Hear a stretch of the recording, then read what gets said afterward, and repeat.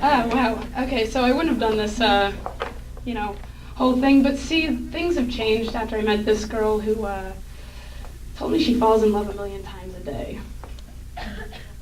And in my head, which was the only place I could ever reply, I'd say, well, as long as I'm one of them, that's okay. And, if I'm not, well, love a million plus one. You didn't see.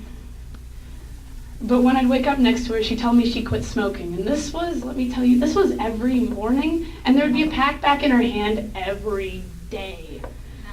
We'd kill all 20 together, as she vowed, one day, Paige, I'm going to change my ways. But when one day came, her motives, not her ways, had changed. One day, this one day, she said she could quit me the same way. In my head, the only place I could reply, I'd say, no, dear, that's far too cliche. Is it a prop? No. My mouth had been buried in bindings, lips coated with heroin-laced lining, making it impossible to part such ways. If I could play this damn thing. To tell you what I meant to say, too deeply shadowed in opiate-induced solidarity to ever reply with words. This thing is not in fucking tune. Damn it. Ugh.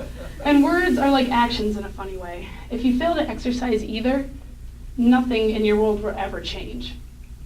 And in my lapse of language, she found a new vice to complement her cigarettes at night. A new person to tell she quit every morning. And that's all right. I keep telling myself it's all right. Because I have this guitar now, and it makes me look sexy, right? Even though it's not in tune and I can't fucking play it. But since then, the girl has been lost in me, a levity of something unseen, and lately, my memories have been turning her into poetry by transcribing her twirls and curls into tunes, capturing how she would make her body move while she writes herself in my music.